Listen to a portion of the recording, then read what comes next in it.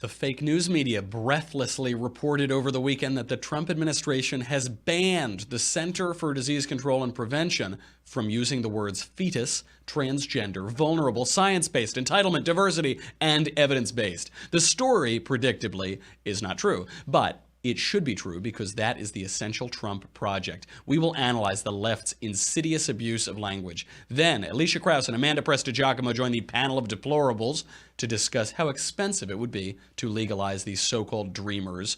How's that for euphemistic language? Pope Francis's condemnation of fake news, and speaking of fake news, Al Franken's possible un-resignation. I'm Michael Knowles, and this is The Michael Knowles Show.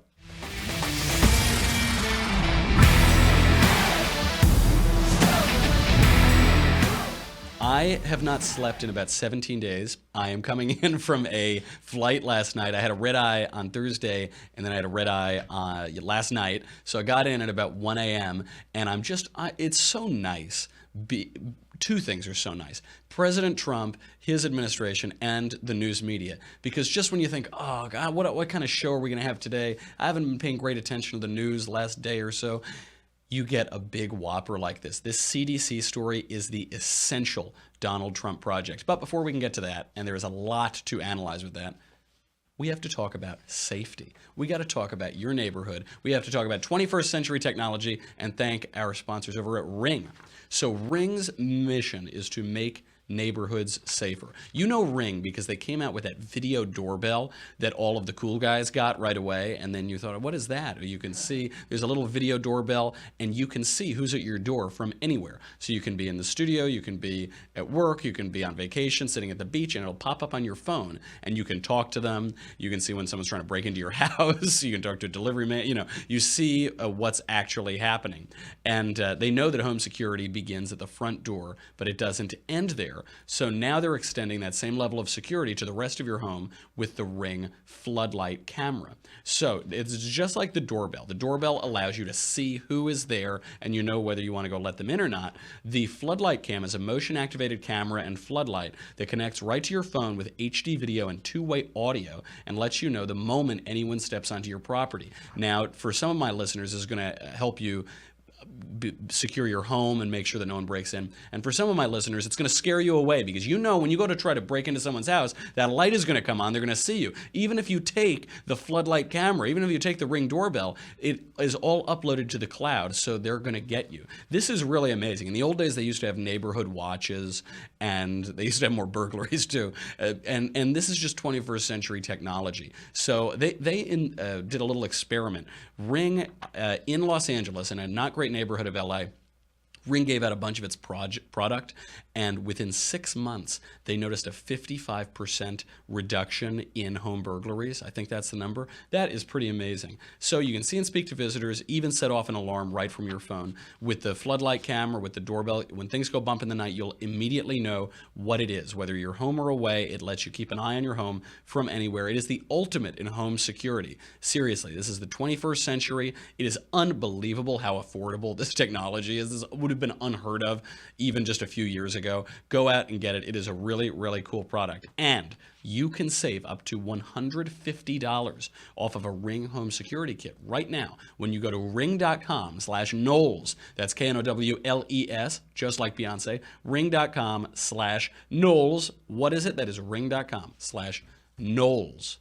Okay, we have got to get into this CDC thing because this is what PC is all about, and it's largely why Donald Trump was elected president. The Washington Post ran a fake story over the weekend, which is not exactly man bites dog, is it? But the headline goes like this: CDC gets list of forbidden words, fetus, transgender, diversity.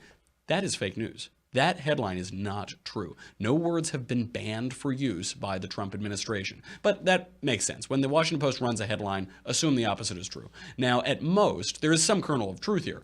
At most, agencies like the CDC have been directed to avoid certain language in budget proposals to facilitate funding from the Republican-controlled Congress, which makes sense. You want certain language to make it easier to pass these bills. But the story itself is absurd. So what happened? Nancy Pelosi, in typically untrue and hysterical fashion, tweeted out, "Danger!" all caps. "Trump admin is going further down a dangerous and un-American path of word and thought control.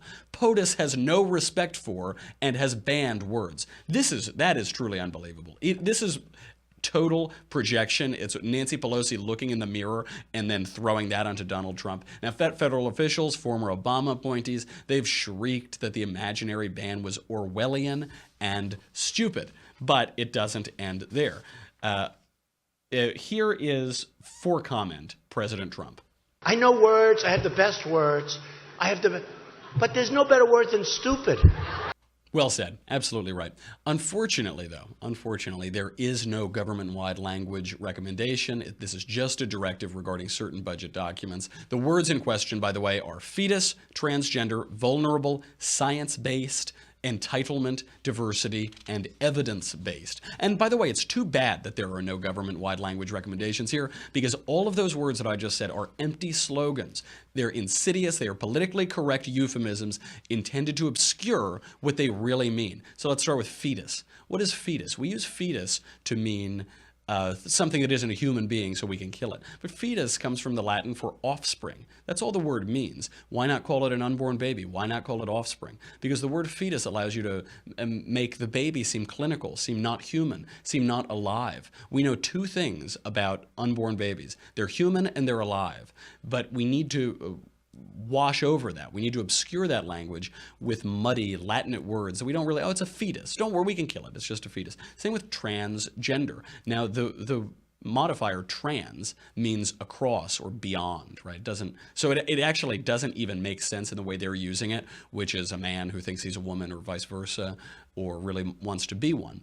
That isn't even very precise. It would really mean transcending gender overall, going beyond the categories of gender, as might happen in heaven, right? There's no male or female in Christ. That would be the transcendence. It's funny, if you look in C.S. Lewis, I forget which book of his it is. It might be Miracles.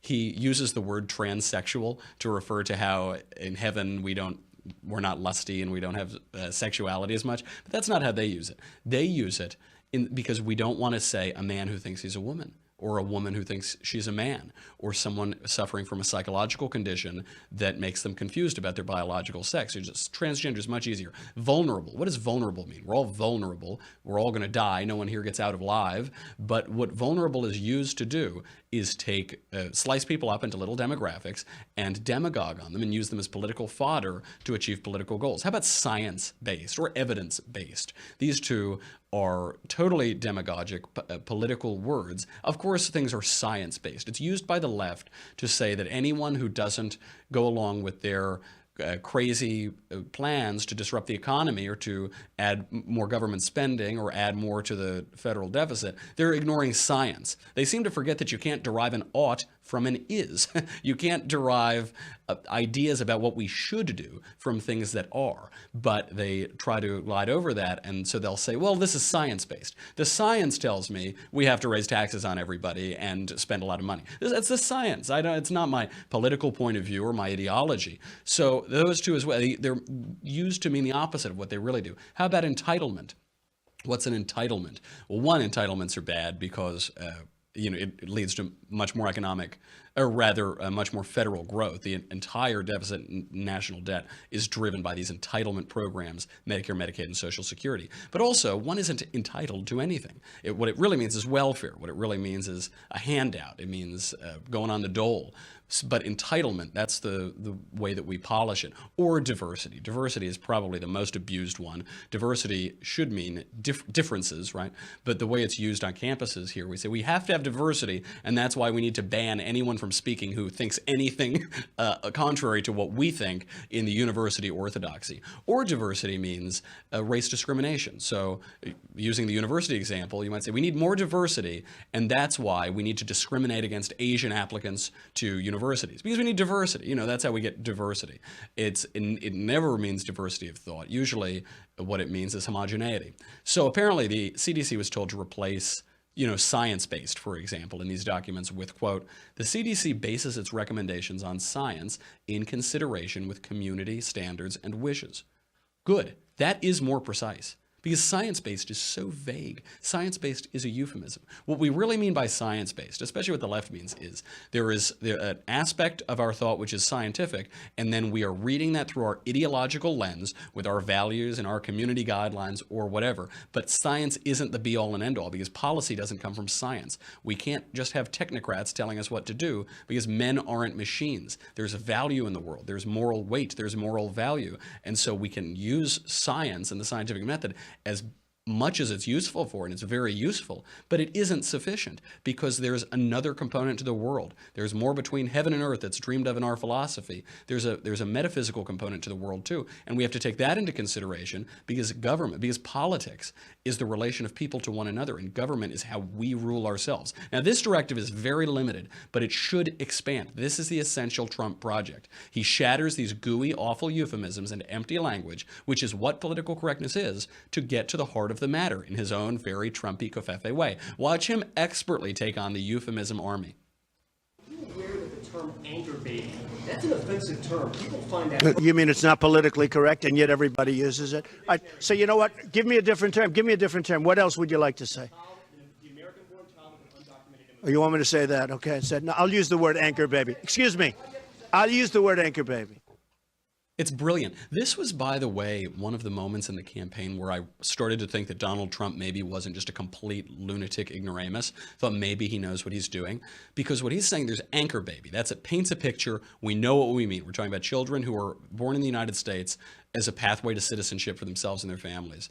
And it's very hard to hear what that reporter is saying, but it's something to the effect of, well, you should call them future undocumented American citizens without the blah, blah, blah, blah, blah, obscuring the whole thing. And Trump says, yeah, you know what? I'm going to stick with anchor baby. I'm going to stick with the clear language, because that's how I'm going to convince people about these issues. I can't convince them on your terms, on your crazy abusive language. I'm going to use reality, terms that better correspond with reality, and that's going to break your stranglehold on thought and politics. George Carlin, the late comedian, talked about this himself. Here he is.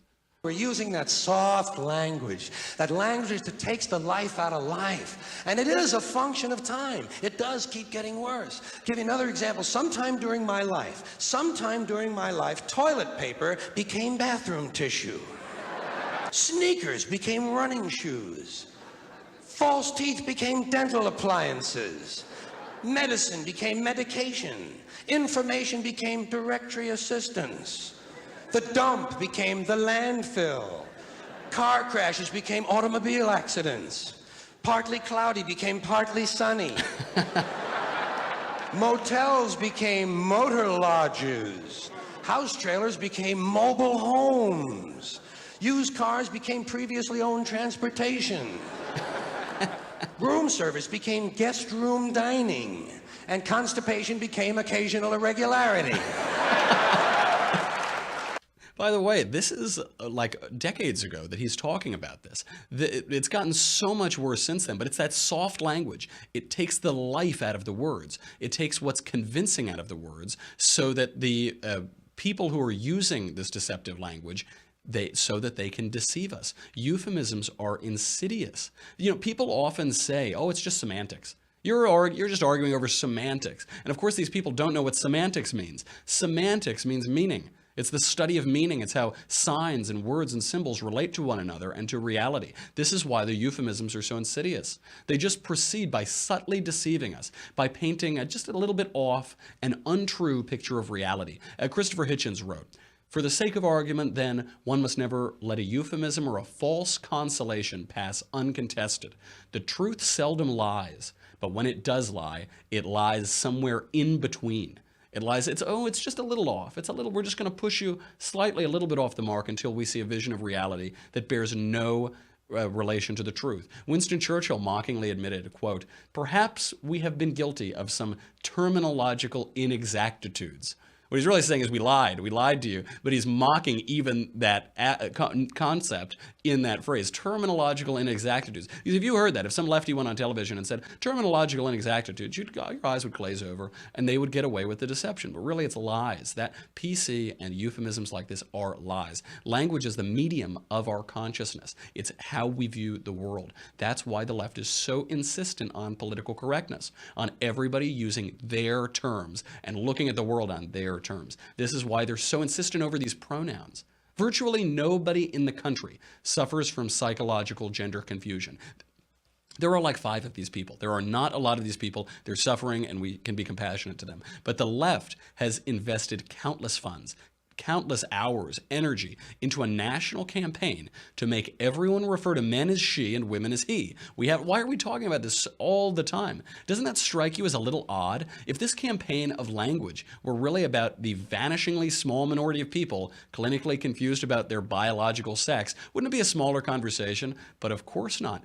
It's part of a larger project of language to get us to buy their premises, their relativistic premises, their debased and barbaric view of politics where we're just different competing interest groups that have no relation to the truth, rather than civilized people who look at the world in different ways and debate it and try to get to reality. The truth is arrogant. They try to use reason to get to that truth. Here are some other examples. This is unbelievable. We no longer have criminals. According to Obama's Department of Justice, we have justice-involved youth. Justice-involved youth is the terminology that Obama's DOJ started using to refer to criminal kids. Justice involved. Now, ironically, they're injustice involved, right? They're committing injustices, they're committing crime, but justice involved. We can't even say that they're offenders. They're not offenders. They're just involved. You know, I'm involved in justice, or I pay my taxes so that we have a criminal justice system. I give my legitimacy to a government. I admit to its credibility. That would be involved in justice. These kids are criminals, but we can't say that. That's too mean. That gives us the wrong picture. We don't have wars anymore. We just have overseas contingency operations.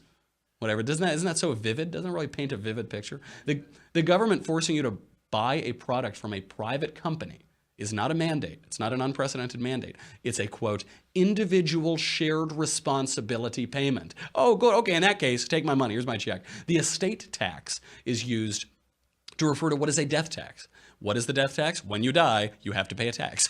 It's unbelievable. That has been taxed at the corporate level, at the income level, at the capital gains level. But they got to get you on the estate, or rather on the death tax by calling it the estate tax. Oh, well, it's an estate. It's no big deal. Illegal aliens became undocumented workers. The most absurd version of this is the dreamers. The dreamers. These are illegal aliens. This is a clear term, but no, they're just dreamers. What, you don't like the dreamers? You hate dreams? You want to kill dreams? You monster. Women's health now means killing a baby in the womb. That is women's health. You know, when you call up your grandmother and you say, hey, how you doing? She goes, oh, well, I can still kill babies in the womb, so I have that. At least I have that. I don't think so. But that is the euphemism. We've even gone past pro-choice, which in itself is ridiculous. Of course, it's a choice. The question is, what choice is it? We have choices. We're free people.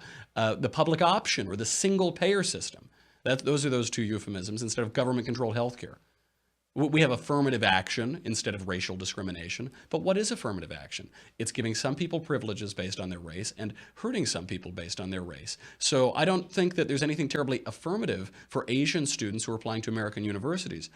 What that is, by their view and by any serious view, is racial discrimination. But that sounds too icky. Terror attacks are man-caused disasters. Gay marriage was lost on these grounds. So the term gay marriage, which then became marriage equality, even a more outrageous euphemism, it presumed a premise. So the conservative opposition to gay marriage is not that gay people should be discriminated against or not have certain rights or whatever. It's that marriage does not include same-sex unions. It's just not what marriage is. It would be like, it's just a nonsense. It's like saying, what's the color of 7? It doesn't have a logical meaning.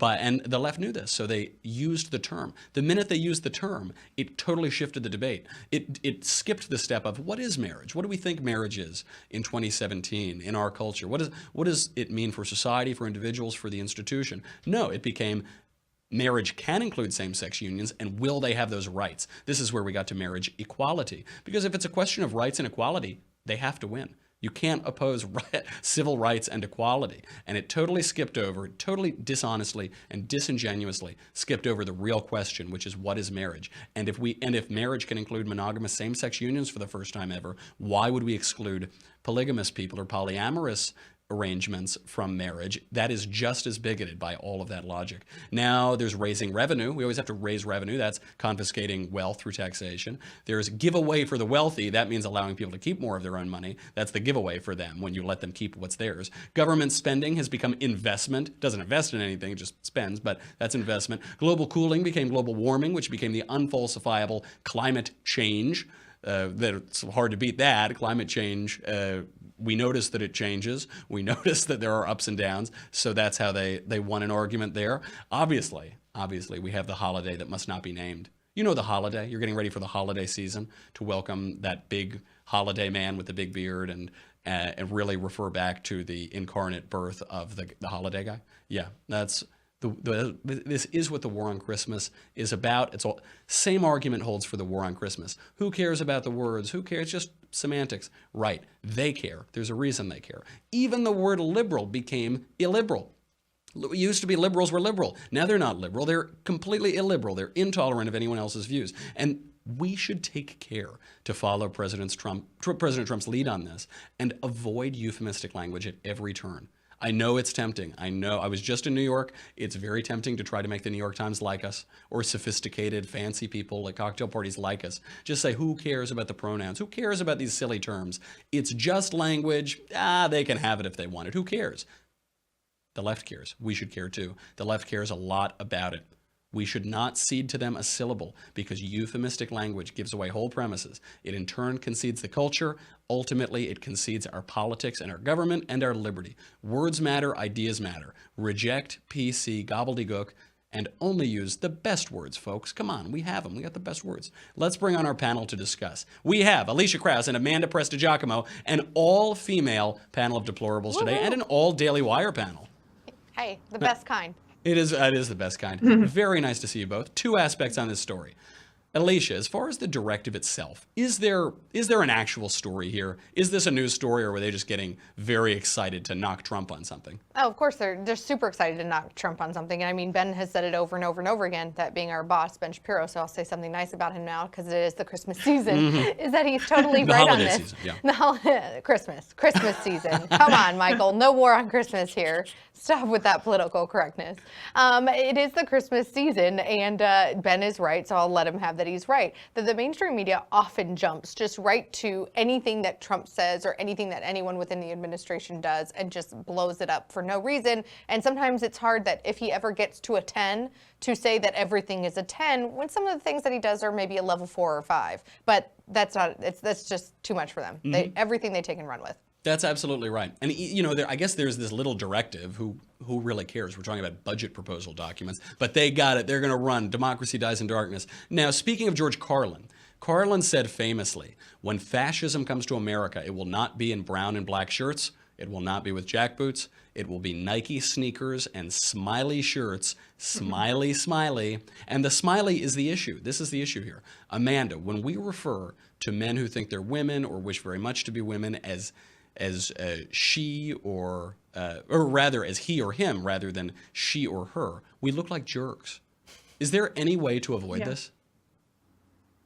Well, that's kind of the whole, as you deconstruct it, that's kind of the whole point of them reconstructing language and using euphemisms and being so adamant that we use these pronouns or whatever that is at task for that day. That's why it's so important, because then the opposite side, like, how could you possibly be against, equality or diversity or, insert buzzword here. That's the whole point of the left deconstructing language. So when it comes to things like gender and how they're just deconstructing gender, it paints the right to be bigots, right? They hate trans people. How dare you not call this grown man in a dress, she or, or Rebecca monster. or whatever.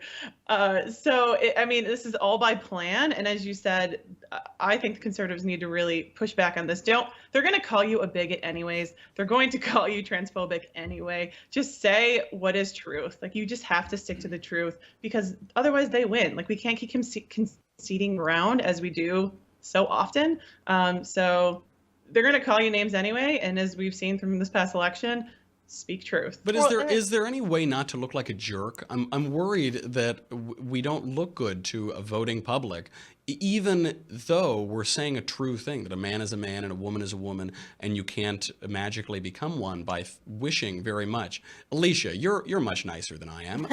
Is there any way to smiley and look good on this? I don't know. I mean, I keep reading disturbing things in the news today about quote unquote fetuses and what the UK with their national healthcare socialist system is doing and not helping babies born early. And I'm going to call them babies. So the Trump administration's decision to change language with the CDC it's like fine. It's fine by me. I mean, if they want us to call them what they want to be called, then maybe they should show us some respect and call babies in utero actually babies and not this fetuses. And I just think it's really disturbing. I think that the broader, it's on one hand, they want to have a hashtag Me Too, women are always victims movement. But then on the other hand, they want to change the narrative of what the nuclear family is or the roles that men and women play in society. And every single time I try to look at it, every single time I try to think of like the leftist perspective, it just doesn't make sense to me. And I don't know what their long game is here. Well, you're so right on the fetus bit. That is so smart of them. They've found a demographic that doesn't vote. Reagan used to say that he notices everyone who's in favor of abortion has already been born, and those little babies don't have a voice in any of this. They have the least voice of anybody. So if you call them by a ridiculous euphemism, they won't get angry and vote you out of office. But we do run that risk, and I think you're both right. I think we just have to put the truth above all things, and if you state the truth in good faith and not trying to just be a jerk about it, I think you'll get some credit for it and people might come around. But, there is that Bible. It says people hate the truth. They're going to run away from you. So beware of what you're doing. Caveat emptor. Okay, I've got to say goodbye to Facebook and YouTube. We have much more to talk about today. We got a lot of great news out there. Pope Francis is saying things about fake news and probably damning CNN to hell. We've got the Dreamers. We've got Al Franken unresigning. I know you want to see it. We appreciate everybody who already subscribes. You help us keep the lights on. After my 2 red eyes in 3 days, I need the covfefe in my cup, and you help fill it up. If you are not already subscribed, go to dailywire.com, and you can see the rest of the show. It's $10 a month, $100 for an annual membership. What do you get for it? You get me. You get Andrew Klavan. You get the Ben Shapiro Show. Yeah. I know. Well, Michael, get to the good stuff. Here it is. Now, you know as well as I do. You've been reading the news. We might get a tax reform bill. When that tax reform bill comes down, may God help you. You better be ready for this. We know not the time or the hour when the tax reform bill will be passed, but man. you need that leftist tears tumbler. Otherwise, you're going to drown in all those salty, salty tears. So go to dailywire.com right now. You can have them hot or cold, always salty and delicious. We'll be right back.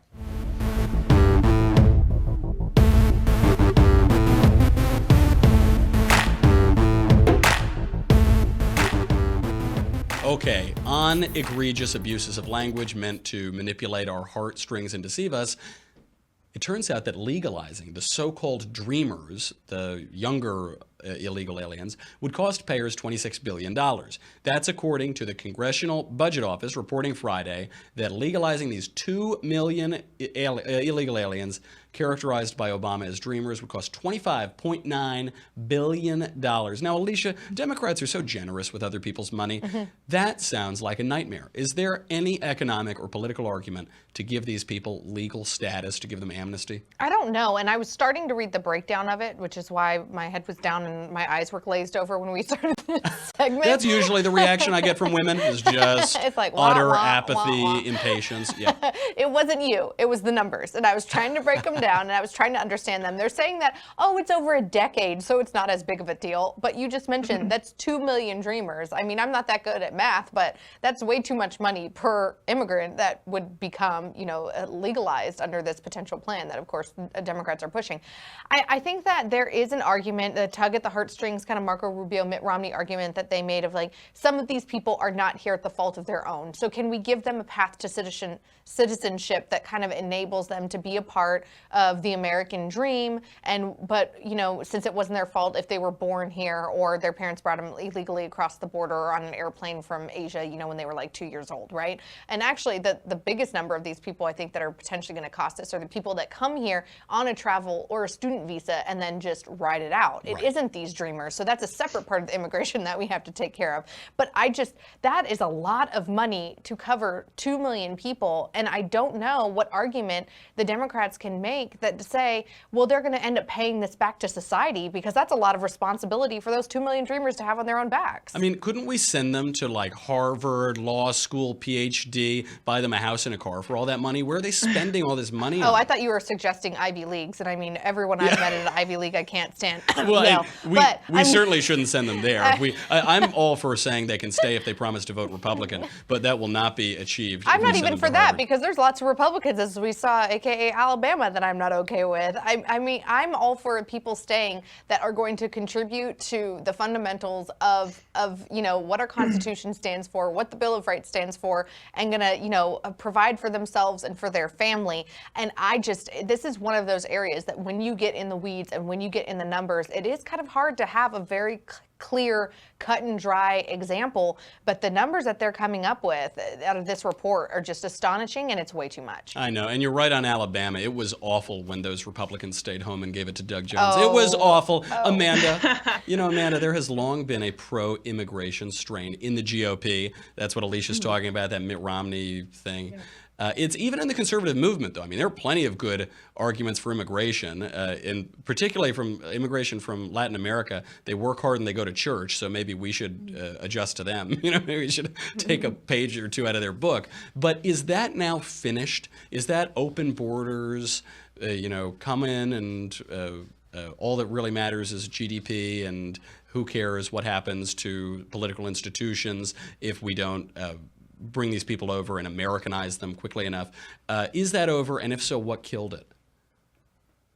I think this past election shows that, and this is across, I would say, political parties as well. People want a secure, sovereign nation. They don't want people flowing through this country. We saw that. I mean, Donald Trump's number one platform was immigration, and it wasn't just illegal immigration. It was that too. But people want a strong, sovereign country. And I don't see how these dreamers or chain migration or any of these things are wins for the left. I mean, their whole goal, of course, is to bring over these dreamers or these illegals and give amnesty, because then they will vote a certain way. And that's 80% voting for Democrat.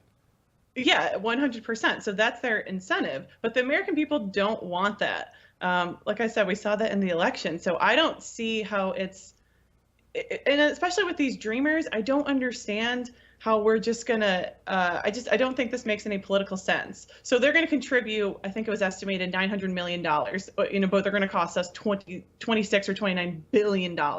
And that's just them, right? We have I think it's estimated 12 million illegals in the country now. And then with chain migration, if we don't get that clamped down on, they're going to bring, those 2 million dreamers are going to bring over 800,000 other family members. So this just compounds and compounds. We're already in massive debt. I just don't see how this is politically viable. And I think the election showed that. So we need to actually focus on the border, focus on the illegals we already have here, and then dreamers should be last. And we can maybe, use that as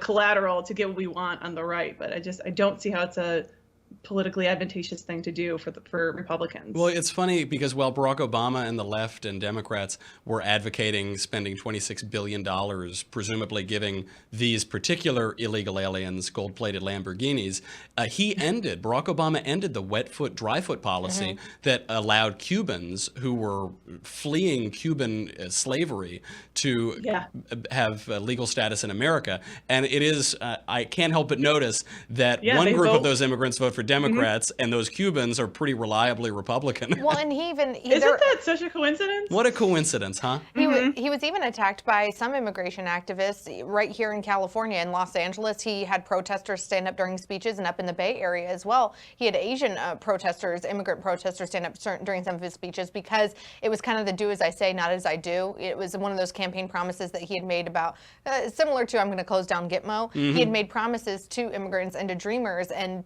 toward the end of his second term, his own base started to get frustrated with him when he realized he wasn't going to keep those promises that he had made. Yeah, it's very hard. And Gitmo's still open. Not so bad. Not so bad. Having a far lefty president is sometimes okay if he's also incompetent. Pope Francis came out swinging against fake news on Saturday. He said, presumably in Italian in his very nice Pope Francis way, "We must not fall prey to the sins of communication. Disinformation, that is, giving just one side of the argument. Slander, which is sensationalistic, or defamation, looking for outdated and old things and bringing them to light today." Interesting, in the wake of Me Too. Amanda, has the Holy Father just condemned CNN to hell? It looks like it. I mean, he's putting his foot down on fake news, and the number one people disseminating fake news happens to be CNN. So the New York Times and Washington Post not far behind, but CNN is the main purveyor. Yeah, definitely. I mean, I know Pope Francis leans left on some things. I mean, not on like church doctrine, but like just like climate change and things like that. But this did seem like a slap in the face to the mainstream media. So it's very welcome. I actually think it's a good. Pope Francis. Sorry, go ahead. I would say I think Pope Francis was victim of fake news himself, so I think he's a little. He is. The press is really. Well. He might be to the left. I don't think anyone would deny that. But if you compare the number of things he has said with the number of things that the mainstream media say that he has said, they're very different lists. Now, Elisha, what do you make of the Pope's argument? Is he essentially, because it cuts both ways. It hits CNN, but it also hits those of us who have points of views as well. Is he essentially saying that public relations is inherently sinful, that communications for a campaign or a company? I actually kind of thought that. Like reading his detailed statement on it, I was like, oh snap. Like I guess depending on what side of the aisle you are, your candidate is screwed, and the Pope thinks that you're spewing disinformation or trying to make things look better than they are. But I think to actually journalists as a whole, there's probably, I can count on one hand the journalists that I actually respect. One of them would be Amy Parnes, who wrote that book about the fallout of Hillary Clinton's campaign and how from the inside she saw it all going to shreds. And part of the reason I trust her is that she does not talk about her political opinions. She's not even registered to vote. And so reading the Pope's quote, I think you could potentially construe it as, we're in commentary politics and he's kind of poo-pooing on us. But then you could also read it as an encouragement to true journalists to go out and do their journalistic duty, which is to get to the truth, which is to get to the bottom line, and to not offer their political opinion or their side to it, to truly be, to steal a Fox News phrase, fair and balanced. But I think it could apply to, the Fox Newses of the world and also the CNNs of the world here. And we always try to be also, very is this your favorite? Is this your favorite news story of the week? It's like your Pope and fake news, like in the same story. It really is like a Christmas present. Well, it made me feel very good because obviously I always try to order this show to be very balanced, give both sides equal weight, because that's what we do here. I will say we are at least more serious journalists at the Panel of Deplorables than CNN or the New York Times or the Washington Post. So maybe that'll get me just like 2,000 years in purgatory instead of, going straight to hell. What about all those cigars? Like, what does the Catholic Church's stance Well, on? the body is a temple and the temple needs incense. Okay. G.K. Chesterton said the Catholic Church is a thick steak. It's like a thick steak, a glass of red wine, and a good cigar. And I believe him. And, even if the Pope doesn't watch the Michael Knowles show, perhaps he does. But even if he doesn't, the Pope is only infallible when he isn't fallible. That's not all the time. So who knows if he's speaking ex cathedra? I don't think so. Let's move on to senators who are now calling on Al Franken not to resign. That's so funny. Who could have predicted this? Oh, me. Joe Manchin, Pat Leahy, both think he should not have resigned. Manchin said, what they did to Al was atrocious, the Democrats. They groped him during photo ops. No, that's not what he said. He said, I hope they have enough guts and enough conscience and enough heart to say, Al, we made a mistake asking you prematurely to leave. You're good enough, you're smart enough, and gosh darn it, people like you. He presumably added later. Pat Leahy added, I think we acted prematurely before we had all the facts. Amber Phillips writes today in the Washington Post, could Al Franken unresign? Sure, of course he could, because he hasn't resigned yet. I knew it. I told you when it happened. I knew it when I heard this clip. Today I am announcing that in the coming weeks, I will be resigning as a member of the United States Senate. You know, I am announcing to you at some point something will change. At some point. Brave, bold statement. At some point, Ben Shapiro is going to finally fire you? Is that? Yeah, that's in the right. not too distant. That's like 100% true. The question is when, you know. Elisha, was the fix in this whole time? Was this always a fake resignation? I Then think withdrew the it? fix was in. I think that it all had to do with Alabama, that they wanted to set it up as they were holier than thou. They were the righteous people. They're the ones who stand for women and all that jazz that they like to tout all the time. But now that their guy won in Alabama, they're going to be like, dang it, the GOP, the voters in Alabama didn't fall for our racist, southern, bigoted, pro-child molester vote thing, and so now we have to make sure that we can maintain this vote in the Senate and keep good old Al in here. I'm really disappointed. I mean, I know that Manchin has a D after his name, but on some things he votes pretty more independently than the Democratic Party. He could be doing it to save his own seat, but I'm really disappointed in him for this. I thought that he was potentially a better human being than that. Well, Andrew Klavan does describe these guys accurately as the varsity politicians, right? This is the all-star league of politicians. And so Joe Manchin's good on gun control. Why is he good on gun control? Because he's from West Virginia. If he lived in New York, he might have a different position on gun control. He'd be more Schumer-like, yeah. Right. They're very good at being politicians. And that's what you're seeing here from Joe Manchin. I mean, he's better than Nancy Pelosi, certainly. But then again, Nancy Pelosi doesn't live in West Virginia. Amanda, what should Republicans be hoping for here with Al Franken? Should we be encouraging him to resign and setting this precedent that if anyone accuses you years later of getting a little handsy with no real possible evidence, that you can just resign? Obviously, there was that photo of him getting weird at the USO tour, but a lot of these allegations are totally unverifiable. They're saying, well, he slipped a hand and it was never on camera and yada, yada, yada. Should we be hoping for that, or do we want Franken to stay so that we can hang it around Democrats' necks? Well, not to hang around their necks, but I don't think he should go, because I don't think, like you said, none of these allegations were fully proven. I know there was that picture, but if you look at the, I'm not going to sit here and defend Al Franken. Like, that picture was gross. She was sleeping. I'm not going to defend that. But a lot of these other allegations were not, he denied them and they weren't proved. I mean, so again, like, we have to be really careful to just take an accusation and then, ruin someone's life or ruin someone's career. Like I said before, we've seen this on college campuses, and it's really, really bad stuff. So let's think of due process and not just crush anyone who has an allegation, especially when it's 20 or 40 years ago, like we saw before. And then also one other point is that so I think with Al Franken, they were just having him hang on there, and they were going to see, like, as you said, Michael, that they were going to if Roy Moore won, they could probably find a way to get him back in there. But also, I think they're realizing, it's taken them so long, that that this whole thing was set up to go after Trump. Like, they are re-bringing up these allegations against President Trump that we all heard during the election. And this has already been litigated. This has already been litigated. And, like, they had Megyn Kelly last week, trying to relitigate this. She had all these accusers on. Nobody cared. Nobody watched. We already knew this. And then we had more information. Yeah, and then we had more information about Lisa Bloom, that attorney, and she apparently was procuring money for women who were coming forward and saying that President Trump accused them of sexual assault or sexual harassment.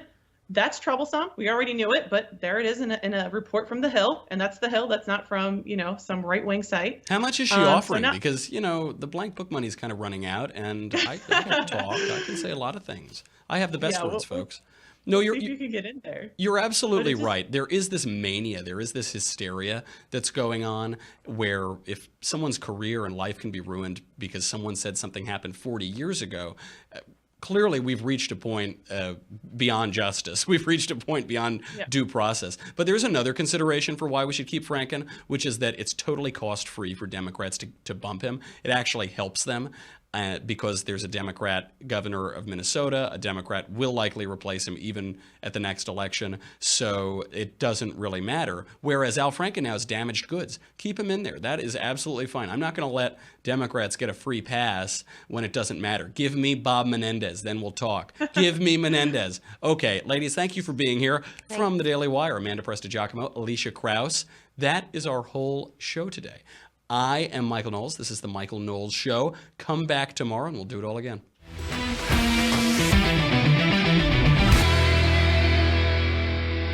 The Michael Knowles Show is produced by Marshall Benson. Executive producer, Jeremy Boring. Senior producer, Jonathan Hay. Supervising producer, Mathis Glover. Our technical producer is Austin Stevens. Edited by Alex Zingaro. Audio is mixed by Mike Coromina. Hair and makeup is by Jesua Olvera. The Michael Knowles Show is a Daily Wire Forward Publishing production. Copyright Forward Publishing 2017.